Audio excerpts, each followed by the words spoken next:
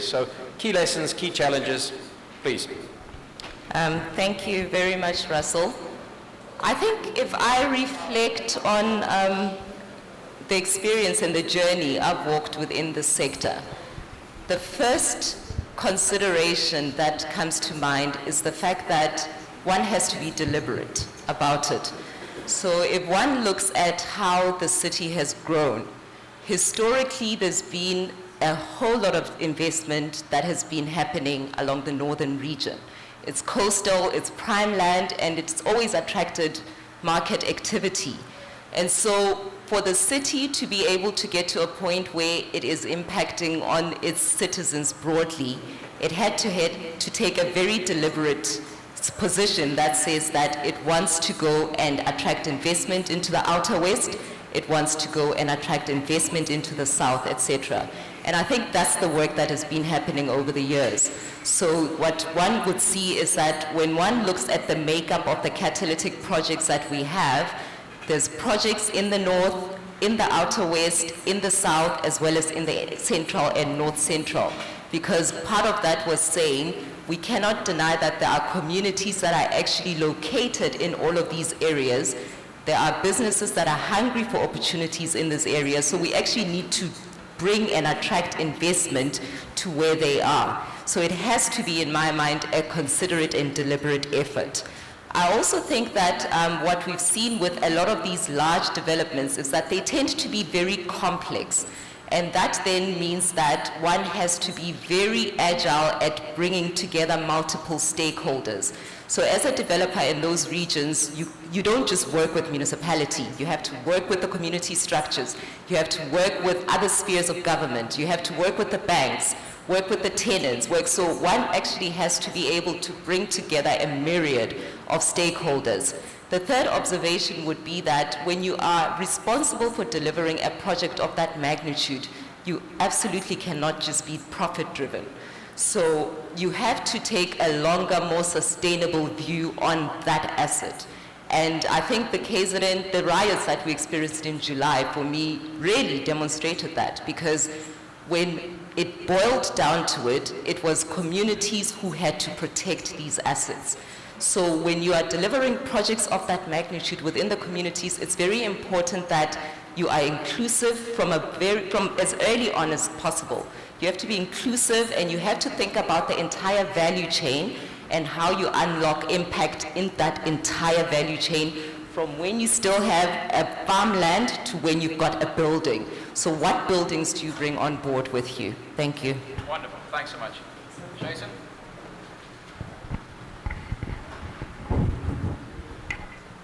So from our side, obviously we are strictly retail, strictly township retail, and as an Mlungu, it's difficult to secure land. So that's always been my biggest challenge. It's been made easier. No, but that's why we partner, guys, and we've always partnered with local, predominantly black business people that have got access to land. Access to land is my biggest challenge. If we can get the right partnership, the right land, we can make the investment happen, and that's all said and done. It's not only just about the land. Obviously, government services are an imperative part. We're doing great work in solar, in our own wastewater treatment plants, but it drives up the cost. If the land cost is too expensive, if the servicing costs to build your own package plants, your own storage plants, are too expensive, and rates and taxes is another thing. Obviously, it'll be a prickly conversation to have, because His Worship the Mayor, and I'm sure other politicians are here, but too high rates and taxes, we found, does significantly impact on our ability to get the business model to run. And because we fund our local partners, so we will raise 100% of the funding of our balance sheet to fund our partners. And very often, the excessive rates and taxes has eroded the ability to distribute dividends earlier on. Those are really the only major challenges that we have, certainly. We all know, we're all living here. The township economy is a massive one. There is a lot of opportunity, and I suppose then the big challenge for government is really just to facilitate an ease of doing business in these areas, because there is a massive untapped potential. And if we are to If we are to improve the unemployment rates, which is obviously, and particularly amongst the youth, we need more investment into these areas. And from our side, I don't believe that there are any challenges that can be overcome, that won't be overcome if government and the private sector work together in a true PPP format, because we can't do anything without government, and certainly government will find it very difficult to do what they need to do without the expertise of the private sector. So I suppose at the end of the day, that's the only challenge, is getting government and business to trust each other and work together hand in hand, because the potential is out there, opportunity is out there, and people like ourselves, like Rockwell, and a lot of other private companies we are ready to invest. We just need the opportunities to do so. Thanks.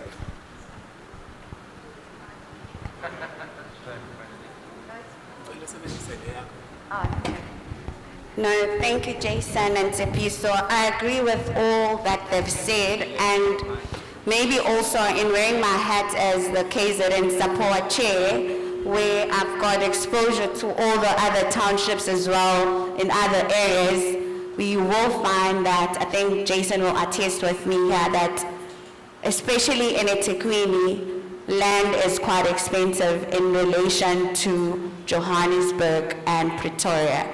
And then that also leads me to the next point of the availability of bulk services. Like for an example, ngishilo ukuthi mina uma wami ngowala eMlazi and uma wami usahlala la eMlazi. And as an investor, it's quite hard that when I go home, there is water shedding emini nasebusuku. And for a business, you need water all the time and you need sewer all the time. So those are just the things that we need to correct and adjust. And one more thing is, which is a challenge because I think I deal with a lot of stakeholders, being the community and the business forums. Being in a property development capacity, you do not make money immediately. And Jason, I think, will say that he's making money. He told you that his business is 40 years old and it was started by his father. And I don't think he's enjoying the money yet because I think only his kids, grandkids will enjoy it. And that's how property is. So if you get into it, you really have to be passionate about it and know that there's a number of challenges, but you can overcome it. But I think passion and understanding ukuthi ngewenze manje imali is key. Thank you. Thanks, Program Director. I think the biggest difficulty or challenge that we've had is projects generation, especially in township or origination, especially in township and rural areas. We do find people who come through, but without an appetite to invest in townships. Obviously have different reasons. That has been the biggest challenge with us. So, for example, we do have a project in Pamshela, but unfortunately it was destroyed. We're building a mall there and a garage, a total garage as you go up Pamshela. During the riot, it was destroyed. It's complete. So the investor came back to us and said, I'm unable to proceed with this. So let us restructure the loan. And it's an end of story. You know, those are some of the difficulties. And secondly, we had a project, KwaXimba.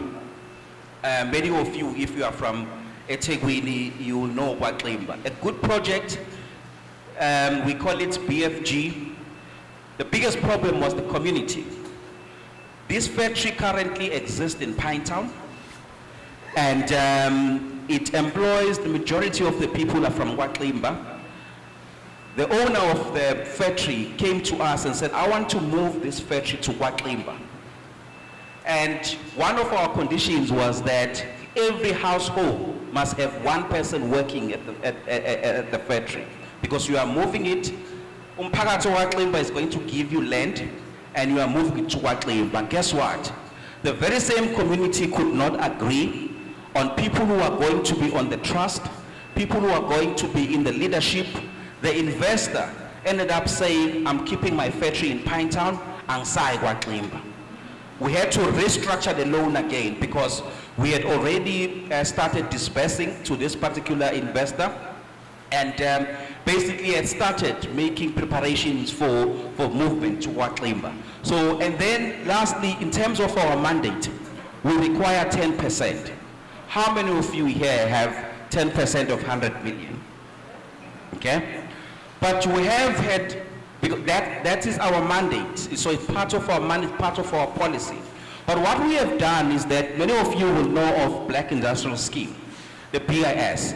To deal with that issue, we are the only DFI, not in KZN, but in South Africa, who takes that BIS money that you get from DTI. In our books, we actually account for it as equity, as owner contribution. So if you get 13 million as BIS money from DTI, in our books we'll take the 30 million as your own contribution. So you might end up not contributing a cent in the project. But obviously we require all, which is another challenge. You cannot run a business.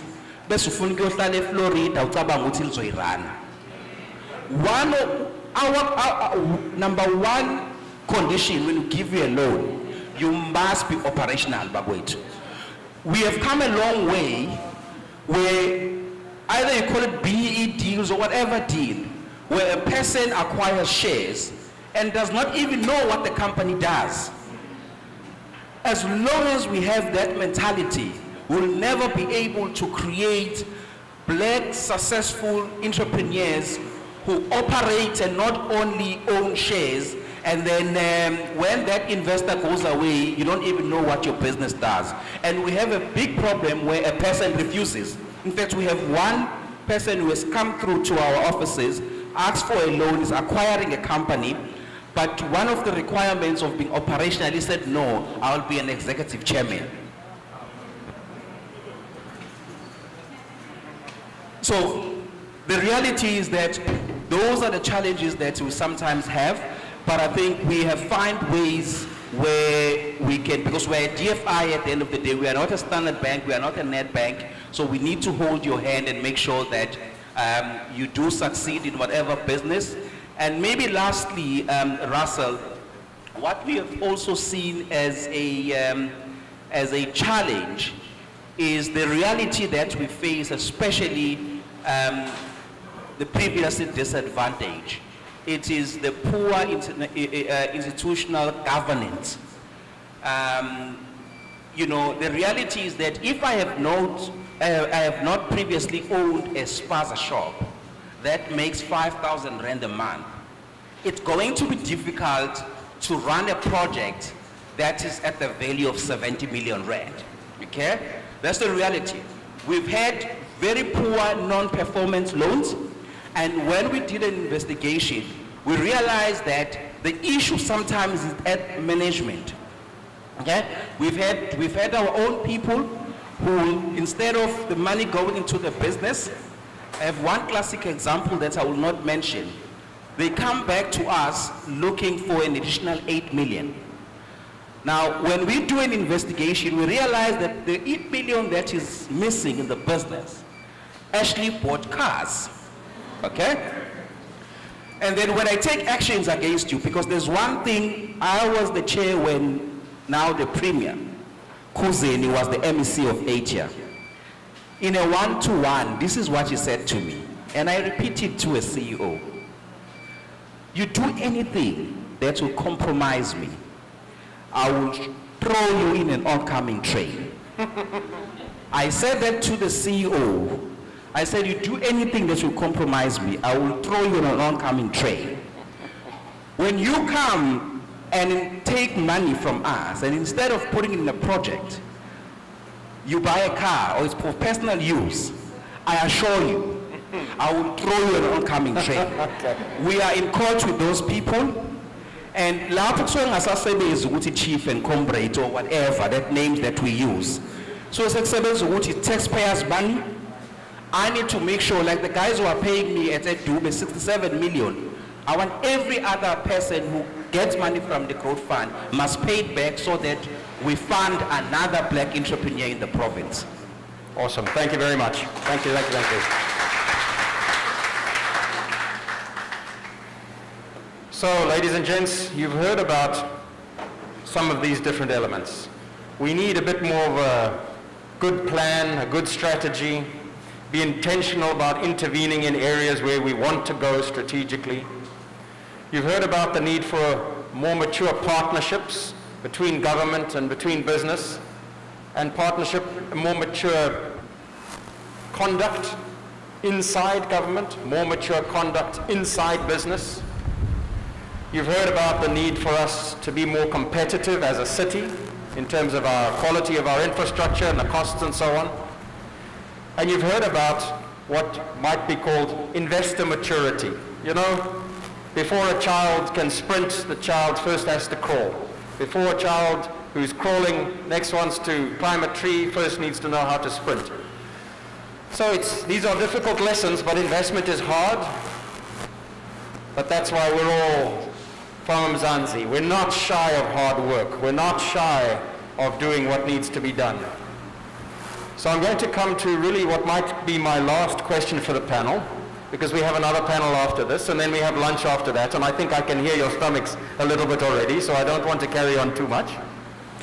This will be my last question to the panel, and then I will give a couple of minutes for closing comments if any of the panel members missed something. My closing question is a two-part one. Number one, what do you think the municipality can do better to facilitate investments in township and rural areas? And number two, as you look at your own individual plans, your individual investments going forward, what can you do to improve local participation? What can you do to help local suppliers? Please, let's start from the left with Imbizo. Thank you. Thank you very much, Mr. Curtis. I think as a municipality, and in fact, this is not just for us as a municipality, it's for us as municipality as well as the private sector developers who are undertaking these projects. I think the first thing that we need to start doing and doing well is project preparation. Because I think what tends to happen a lot of the time is that projects get underway, and it's only when things start getting tricky and funds have run out that then everybody sits back and says, but now what do we do? And I think for me that's where the value of project preparation lies, because I think when a robust feasibility study has been undertaken, it starts to anticipate those difficult and challenging periods, and it starts to unpack exactly how this project is going to attract funding throughout an entire life cycle, from when you are doing planning and you need to pay your fees to when you've got a building. But fundamentally, I think what that feasibility should also do, which is what feasibility studies haven't done historically, is that they have never looked at the transformation plan and then tried to say, now if this particular project is meant to deliver jobs, deliver SMME opportunities, how then do we make sure that A, those SMMEs are there, B, that they are trained and can then access these opportunities, as well as C, that then the people are able to access them. So I think our feasibility studies have to start going a lot broader and getting more into the transformation plan and how that transformation plan will be effected. That's the first thing. I think also as municipality, one of the challenges that we face a lot is in the space of bulk infrastructure delivery. And it's not just, it's not unique to us as eThekwini. I think it is something that affects all the metropolitan cities. There's urban migration happening, there's growth happening, and with that, there's going to be a need to firstly maintain old infrastructure that we have there, but then also invest in new infrastructure that can then facilitate the growth that we want to see. But also what that means then is that one has to have access to funding for delivery of this bulk infrastructure. And the reality is that the public purse is getting more and more constrained. We cannot run away from that. And so for me, what that means is that when we talk about bulk infrastructure, we need to start thinking about it differently. We need, for example, to start thinking more along the lines of when developments are being unlocked, Are we still looking at traditional types of infrastructure, or are we looking to greener types of infrastructure? What are we looking at? Solar? Are we looking at other more renewable sources of energy? Are we looking at water recycling and how that can then start addressing the bulk infrastructure issues that we face as a municipality?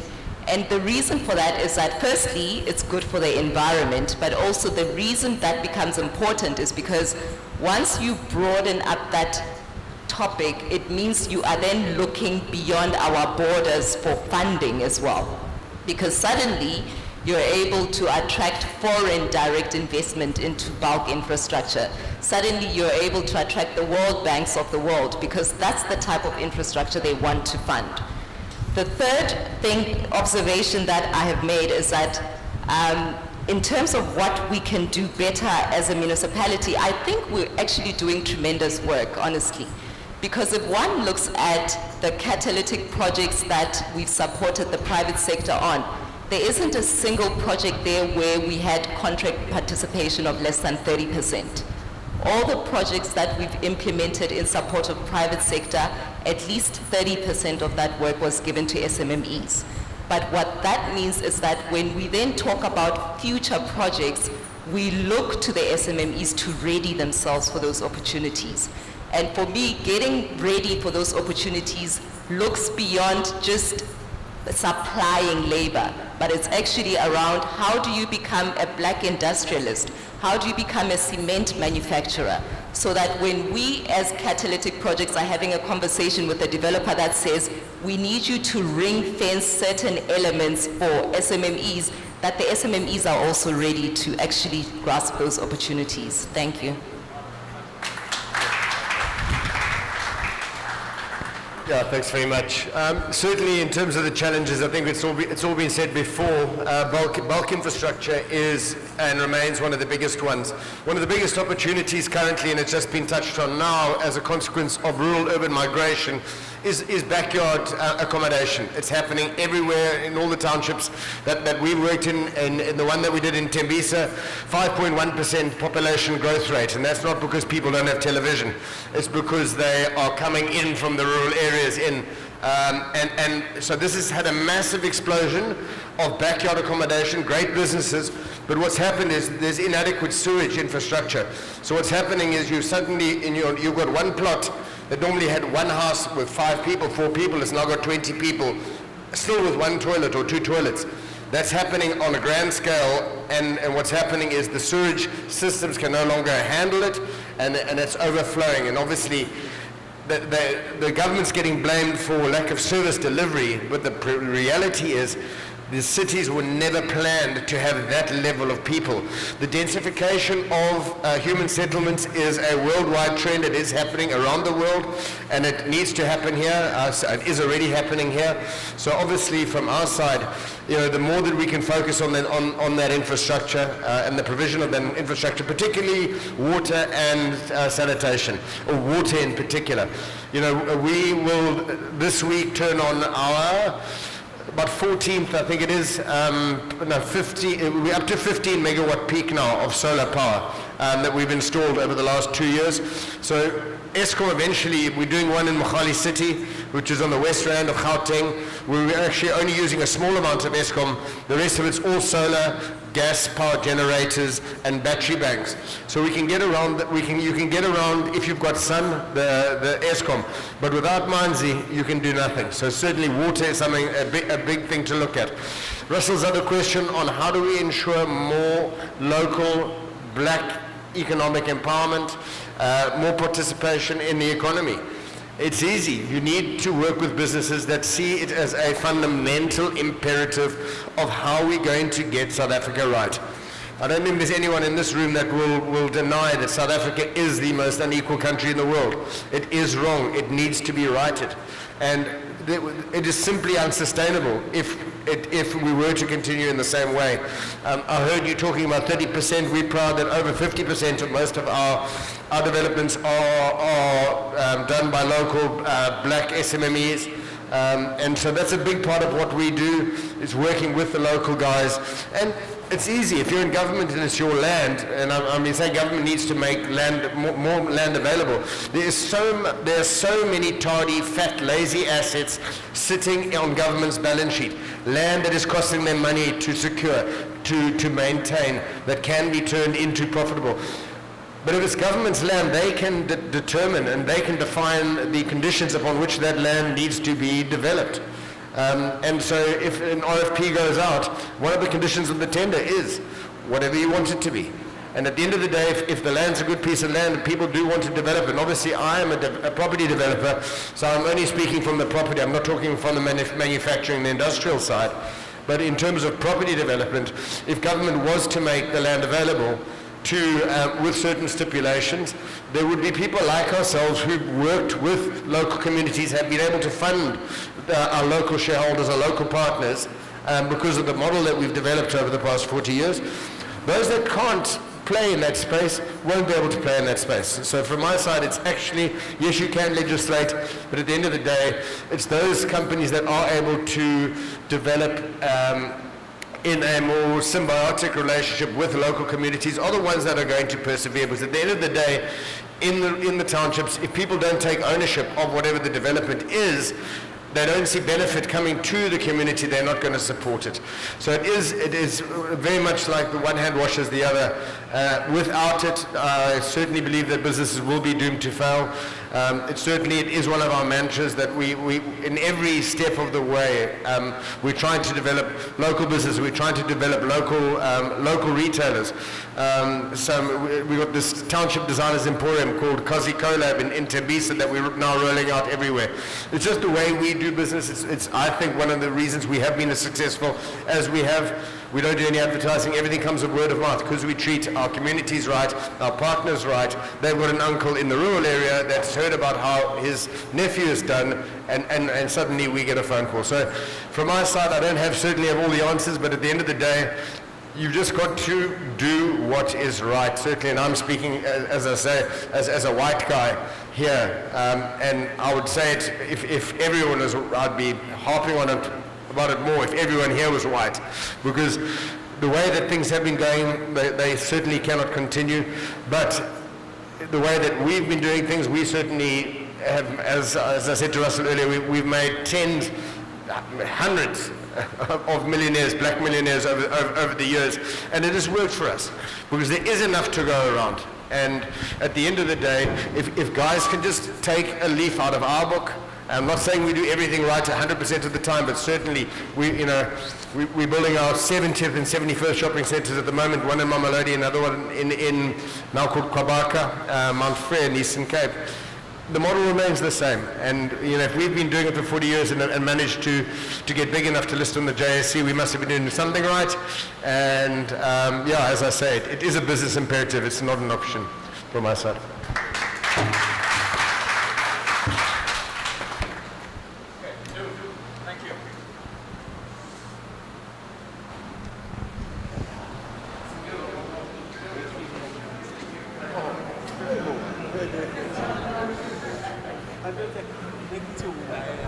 Thank you, Ndu. Okay, the two questions that I'm responding to is the municipal improvement, what can they do better? Because obviously, as a business community, we work well with them. Firstly, what I'd like to say, within the municipality, there are departments that are quite excellent and that offer quite excellent service, like your e-card, your Invest Durban, and your Catalytic project. And I'm not saying that because they're here. However, there are departments that are dismally really, really bad. And for investments, that is not good, because as the mayor said, and even in the publication that came out 2 days ago, the mayor said we need to bring investment back into eThekwini by speed of service.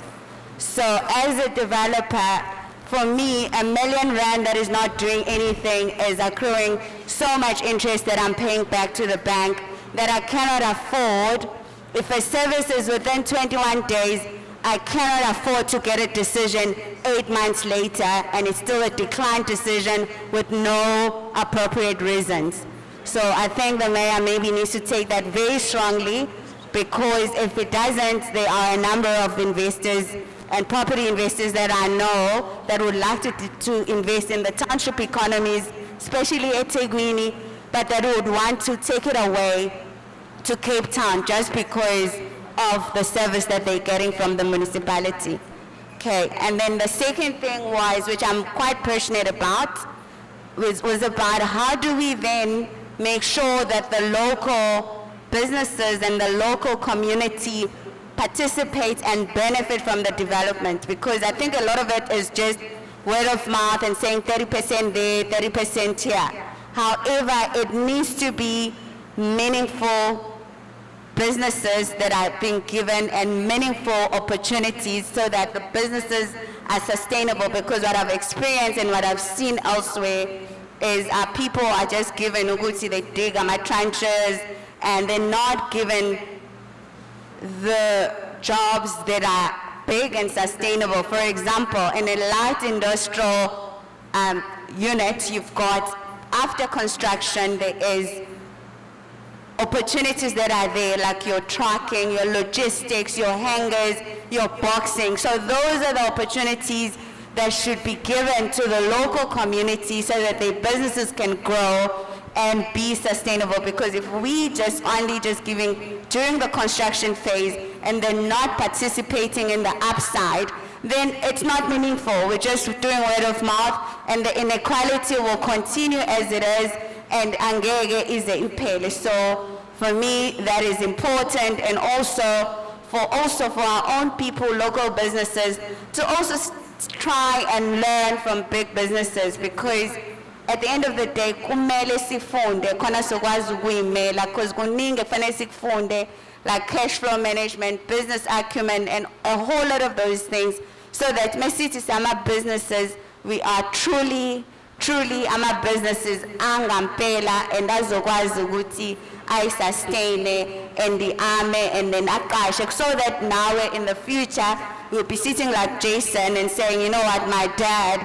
had this business 40 years ago and is now listed it. We can do it, but we need to participate in doing this passionate about and meaningful jobs. Thank you. Thanks very much, Bernadette. Thank you, Russell. I think in responding to the first question, what the municipality can do, I think firstly it's partnerships. You know, how did I get myself here as KZN Growth Fund? I just saw on Facebook Ubabu Jobe Hustole talking about this, and I approached him. I said, how can you hold such a summit without the financiers, your growth fund, your Itala? They should be part of it. You know, so it was my own initiative. So those things should come from the municipality, that from the onset, from inception, bring on board DFIs in the province. So that, because at the end of the day, I don't care what opportunity you provide to black people, they don't have the money. And from inception, financiers like ourselves who are there to serve black people in the province must be part and parcel of a project, so that we know of it from inception and we structure ourselves in order to accommodate such projects. And secondly, what the municipality can do is look at your regulatory departments, permits, rezoning. All of those, the turnaround time at the moment is not good. Okay? It's not good.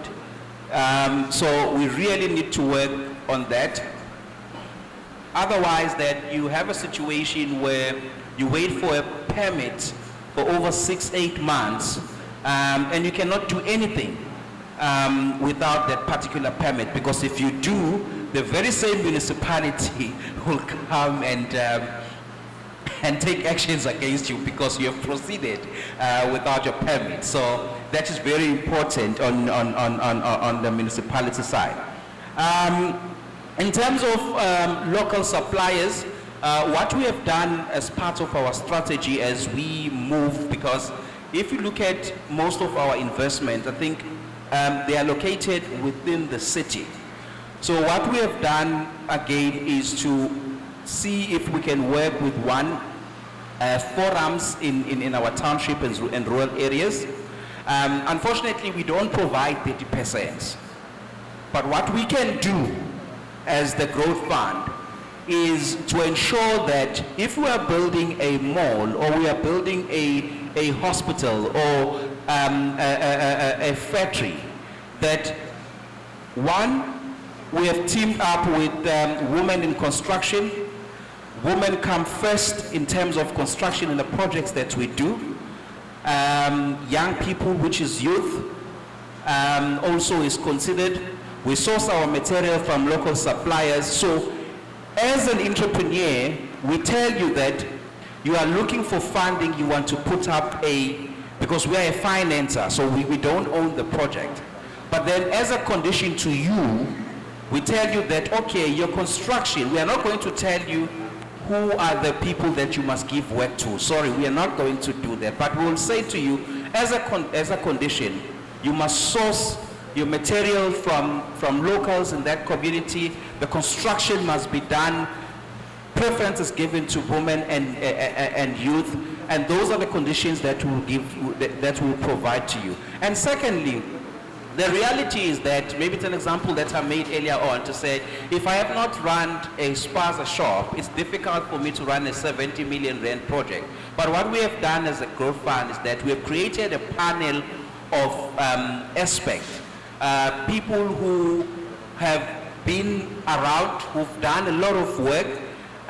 So what then we do is that we have a panel, so from day one with our projects going forward, in fact, we have started with the ones that we have, is that we will then add, if you are looking for 40 million, we can add 5 or 10 million so that we can get you a proper board, maybe at least of 2 people who know something about that industry. And then over and above that, if it means that we appoint a CEO who will run that project with you while you sit an executive chairman, they run the project with you, or co-CEO, for a period maybe of 3 or 5 years to assist you. I know that we've had a lot of complaints about that. It's easy to complain, but it's difficult when the project is not moving forward because you lack the skill. So the thinking there, I know that I had one complaint, Russell, colleagues here, where a person went to the MEC and the Premier and said that we are taking away the project from them. 6 months down the line, fighting that battle, they come back and said, okay, now I agree. You can appoint a CEO who knows more about the manufacturing of this particular item. It was too late. The owner of the property was closing in. They could not pay rent. Had they agreed earlier on our plan, because it was not to take the business. It's very important to know this, especially for myself as a black person. You don't need to be a face of a project if it's not making money. You don't need to be a face of a project if it's making money. There are people who make money behind the scenes. If you can pay someone to properly run a business for you, you make money as a shareholder, there are better dividends. Yeah. Sometimes we need to move away from this thing of saying that this is a big project, I need to be a face of it. First 5 years, if we can pay a CEO for you to run that thing for you, you make more money as a shareholder than you being the face of zero. I think that we must be able to understand that and accept that we are here as a DFI, we want to assist you. And if we say don't be the CEO, let us appoint a CEO for you, agree to that. Yeah. It's still your project, you are still a shareholder. Yeah. It will definitely not collapse within the first 5 years, but instead it will be sustainable, and then you can take over as a CEO thereafter. Thank you. Awesome. Thank you very much. So you see, these are the wise words from the man with the checkbook. And you guys know the golden rule in business, hey? You know the golden rule in business. The man with the gold makes the rule. Golden rule of business, the man with the gold, he makes the rule. So just before I hand back to our very capable program director for the day, can I say Professor Mbonambi, hey? I'm speaking prophetically here. As I'm about to hand across back to the moderator, the program director for the day, are there any last words from my panel? From Tsepiso, from Jason, from Bernadette, from Zipile? Any last couple of words? Okay. My ever-capable mic sanitizer is going to come and clean me up.